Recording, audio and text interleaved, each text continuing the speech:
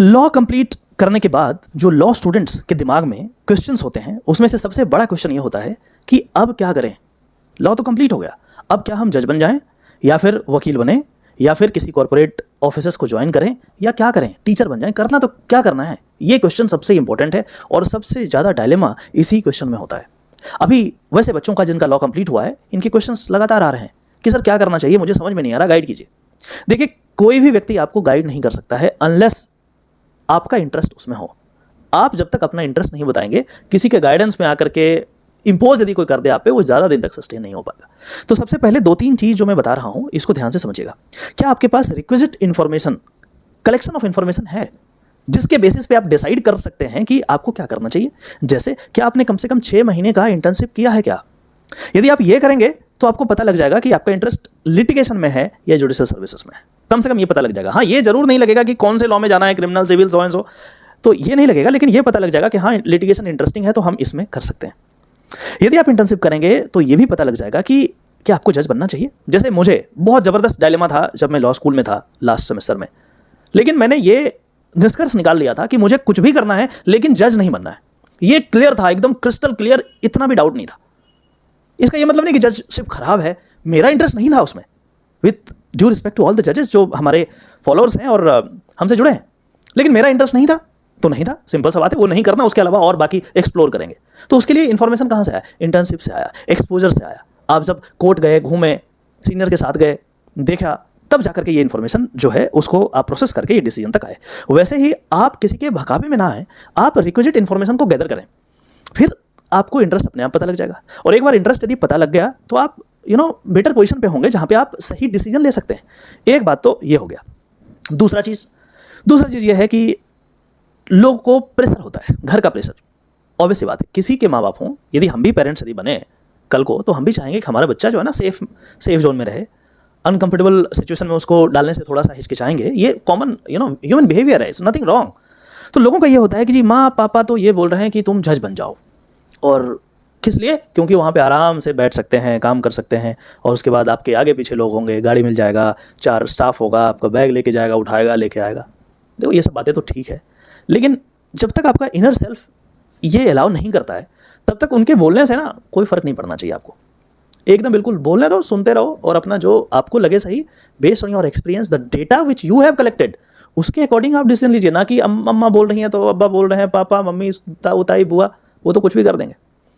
तो इस चीज़ का भी आप ध्यान रखिएगा, सिर्फ इसलिए कि वो जो है ना ऑफिस वाला जॉब और सिक्योरिटी पर्पस से वो चीज़ें ठीक है, सिर्फ इस वजह से आपको ये डिसीजन नहीं लेना चाहिए। कम से कम एक्सप्लोर तो कर ही लें आप, 2-4-5 महीना, साल 2 साल आप एक्सप्लोर कर सकते हैं, नथिंग रॉन्ग। और वैसे भी जज बनने में का जो आप प्रक्रिया है उसमें पहले भी था, और अब अक्सर मैंने देखा है कि ज़्यादातर स्टेट्स अब ये देख रहे हैं कि 3 साल का प्रैक्टिस होना जरूरी है, क्योंकि बहुत सारे कोऑर्डिनेशन जो है ना बार और बेंच के बीच में वो गड़बड़ हो रहा था।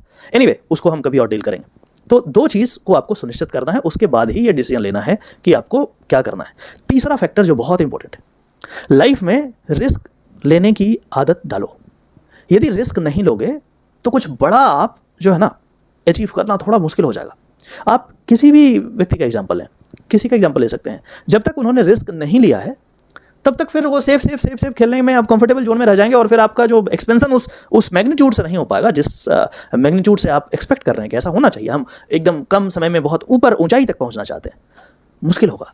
तो मेरा सजेशन, ये 3 पॉइंट जो मैंने बताया है इसमें क्लियर है। रिस्क लेना सीखो, अपने आप को जानबूझ करके कई बार अनकंफर्टेबल सिचुएशन में डालो।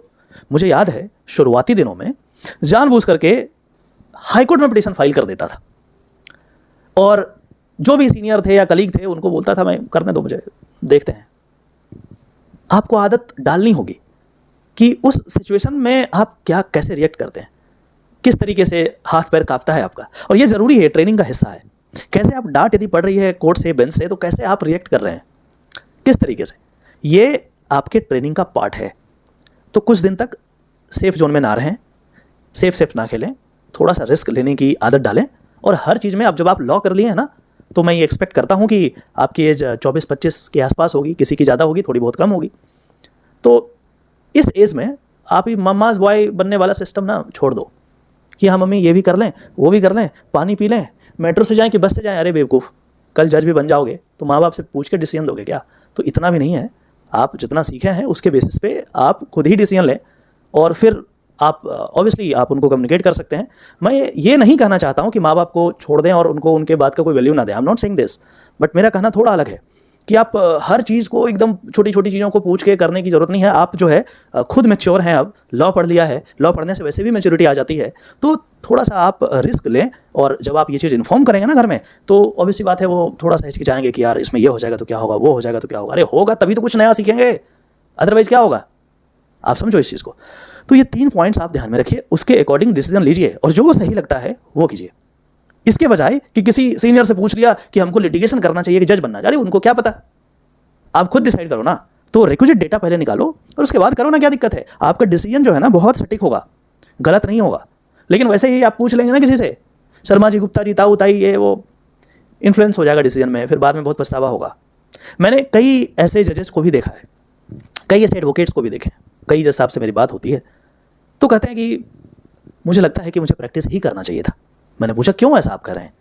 उनका लॉजिक ये होता है कि यहाँ का सिस्टम थोड़ा अलग है, और शायद यदि प्रैक्टिस करता तो हायर जुडिशियल सर्विस दे करके मैं जल्दी ऊपर पहुंच जाता, या हाईकोर्ट में पहुंचने का ज़्यादा चांस होता है। कई वकील साहब को लगता है जो बहुत स्ट्रगल कर रहे हैं कि नहीं यार, लगता है गलत डिसीजन ले लिए, जज बन जाते तो ज़िंदगी आराम से कटती, कोई दिक्कत नहीं था। तो भाई डिपेंड करता है। तो ये सिचुएशन आपके साथ ना आए, इसके लिए क्या करना है, इसके लिए आप पहले से रिक्विजिट डेटा जो हैं उसको कलेक्ट कीजिए, अपने से खुद से एक्सपीरियंस लेकर के भागिए, दौड़िए, सीखिए, डांट सुनिए। हमने सुना है, हमने किया है, तो आपको भी करना पड़ेगा। उसके बाद डिसीजन लीजिए और थोड़ा रिस्क लेना सीखिए। रिस्क लेने से क्या होगा, कोई गलत काम तो आप कर नहीं रहे हैं, किसी का मर्डर और रेप तो कर नहीं रहे हैं, रिस्क ले रहे हैं। क्या ठीक है, लेके देखते हैं, 2-4 महीने प्रैक्टिस करके देखते हैं, दौड़ भाग करके देखते हैं, क्या पता कुछ नया सीख जाएंगे। यदि हुआ तो हुआ, नहीं तो क्या होगा, 5-6 महीना आपका बर्बाद नहीं होगा। वो एक्सपीरियंस आप लेंगे और उसके बेसिस पे आप कुछ भी कर सकते हैं। और वैसे भी जुडिशियल सर्विस में जाने के लिए अब तो 3 साल का एक्सपीरियंस की बात हो रही है, तो 6 महीने, साल भर यदि आप कर भी लेंगे तो कुछ जाएगा नहीं, आप सीखेंगे सीखेंगे, तो उसके अकॉर्डिंग फिर आप कर सकते हैं आगे। जिनको एकेडमिक्स में जाना है वो आप देख लीजिए कि LLM कैसे करना है, फिर PhD कैसे करना है। और ये भी देख लीजिएगा, मैं दिल्ली यूनिवर्सिटी में पढ़ा हूँ और अनगिनत लोग हैं जान पहचान के जो यहाँ पे असिस्टेंट प्रोफेसर हैं, जो यहाँ पे पढ़ा रहे हैं किसी न किसी कॉलेज में, इंक्लूडिंग लॉ फैकल्टी। उनसे भी ज़रूर डिस्कशन करना है। सिर्फ मेरिट पे यदि आप सोचेंगे कि आपका सिलेक्शन हो जाएगा एकेडमिशियन के रूप में, असिस्टेंट प्रोफेसर के रूप में, तो ये आप गलत हैं। आपको नहीं पता कि किस लेवल का पॉलिटिक्स होता है यहाँ, किस तरीके। और यहाँ ही नहीं, जब सेंट्रल दिल्ली यूनिवर्सिटी का ये हाल है तो और भी जहाँ जहाँ जाएंगे वहाँ देख लीजिएगा। तो थोड़ा बहुत आपको पता होना चाहिए। सिर्फ मेरिट पे नहीं होता काम। मेरिट पे सिर्फ लिटिगेशन ही हो सकता है। आपको बता दूं कि मेरिट पे अपने दम पे सिर्फ लिटिगेशन ही कर सकते हैं आप, क्योंकि यहाँ कोई रिजर्वेशन, कोई अदर फैक्टर्स काम नहीं करेगा। मेरिट होगा तो क्लाइंट आएगा, नहीं आएगा तो लात मार के फेंक देगा, किसी दूसरे एडवोकेट के पास चला जाएगा। लेकिन और जहाँ जो सिक्योरिटी वाला जॉब है वहाँ तो ये फैक्टर काम करता है। और खास करके एकेडमिक्स में, जहाँ पे भाई कोई रिटर्न एग्जाम है ही नहीं, सीधे डायरेक्ट इंटरव्यू। कौन बैठ रहा है इंटरव्यू लेने के लिए? क्या आपके गाइड तो नहीं, क्या किसी पर्टिकुलर पार्टी के लोग तो वहाँ नहीं आ गए हैं? बहुत सारे फैक्टर्स होते हैं। आप बच्चे हैं अभी, आपको शायद आइडिया नहीं होगा, ये मैं थोड़ा सा आपको आइडिया दे रहा हूँ। तो चीज़ों को ना एक्सपीरियंस कीजिए और उसके बाद डिसीजन यदि लेंगे ना तो आपका डिसीजन सही होगा, ज़्यादातर डिसीजन आपका सही होगा। तो आशा करते हैं कि ऐसे तमाम स्टूडेंट जो मुझे लगातार अप्रोच कर रहे हैं, जो अभी लॉ कंप्लीट किया है कि सर क्या करें, उनको थोड़ा बहुत राहत तो ज़रूर हुआ होगा इस वीडियो से। यदि ऐसा है तो इसको आप फॉलो कर सकते हैं मुझे इंस्टाग्राम पे, यदि यूट्यूब पे देख रहे हैं तो द लीगल इंडियन चैनल को फॉलो कर सकते हैं, और इसी तरीके का जानकारी आपको लगातार मैं उपलब्ध कराता रहूँगा। चलिए फिर से मिलते हैं, तब तक अपना ध्यान रखिए। जय हिंद।